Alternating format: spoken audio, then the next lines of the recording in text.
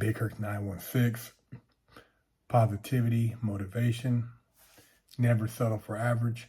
You know how we do it over here. Go to bigherc916.com, pick up some merch, holler at me if you want to get some artwork, or grab a bar of soap and wash your ass.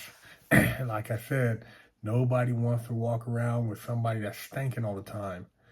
Pick up a bar of soap, do the right thing.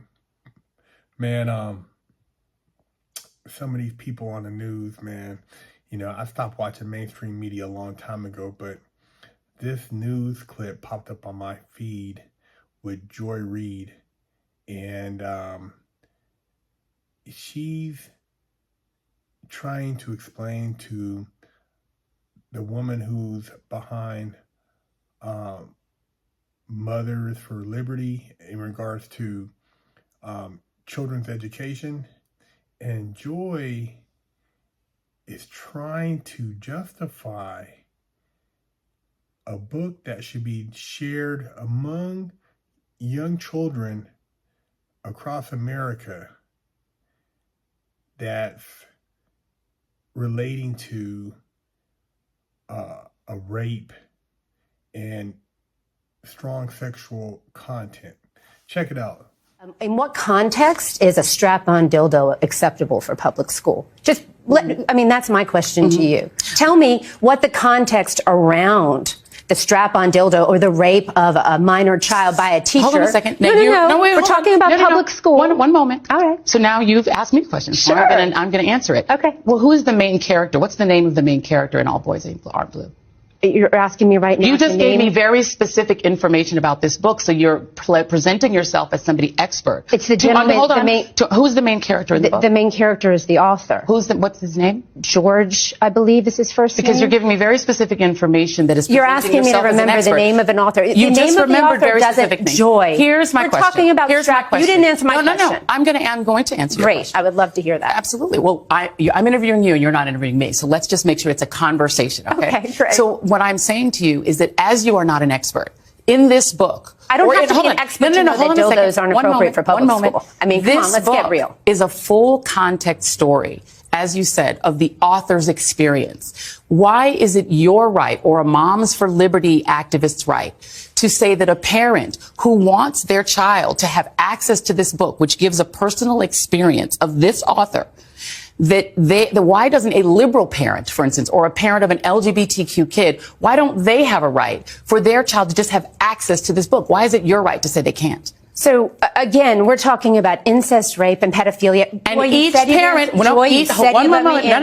each parent has to decide what is appropriate for their child to read. So I want you to answer. I'm going to ask you one more time. Right. What is your right to tell a parent who wants their child, who might feel seen by this story, why don't they have the right? Why don't they have the right as a parent to say, my child can have access to this book? If a child feels seen by this story, that means that they have been the victim of a predator. That means that they have either been raped by a family member, they've experienced and your proof of that is what? You just said that What's if a child feels seen by this story. You're now making assumptions about it. No, but if a child has been raped, we should do a lot better than put a book on a library shelf. Now you're literally creating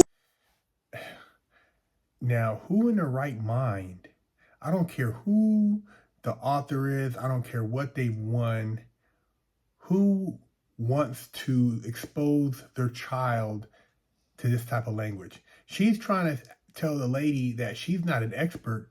Well, what makes her an expert, and what makes the teachers who are sharing this information experts? And I want to just say one thing to Joy Reid. The book you're talking about in reference, I would like you to read the book out loud for the whole world. Joy Reid, I'm challenging you to read the reference book you're saying that children should be reading in elementary school, and I want to see how long you'll stay on the air after that.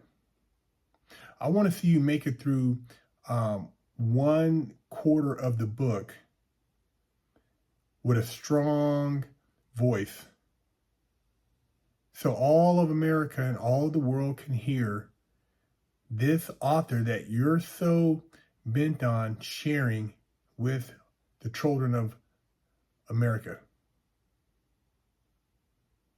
These people, man, these people are sick, man. They have a black woman being very aggressive, in my opinion, confrontational, challenging a white woman. Why not get a black man? Get a black man or a black woman who is not in favor of their child being exposed to pornography or certain language, and let them talk to her. Don't try to make it a black-white thing. We know what you're doing, CNN. Come on, man. We know the narrative. Black woman, anything she says and you oppose, you're a racist. You're a bigot. I'll go on there and talk. I've been around conservatives, liberals. I'll talk to her. Come on, Joy, let's chop it up.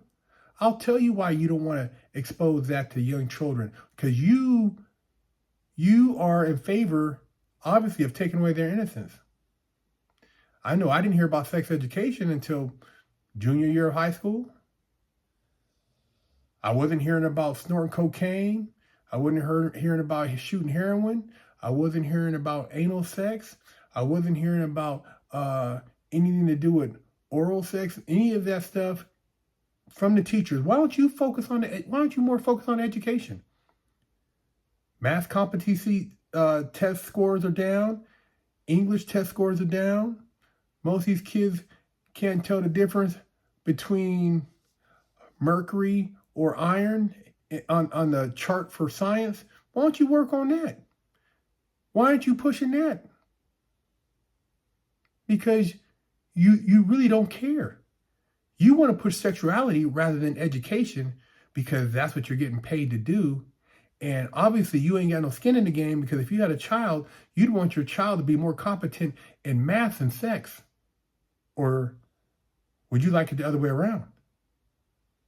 You guys out there, tell me what you think about this, and I would love to hear your comments. And why are these people so bent on pushing a sexual narrative rather than an educational narrative in the schools for the children? Big Herc 916.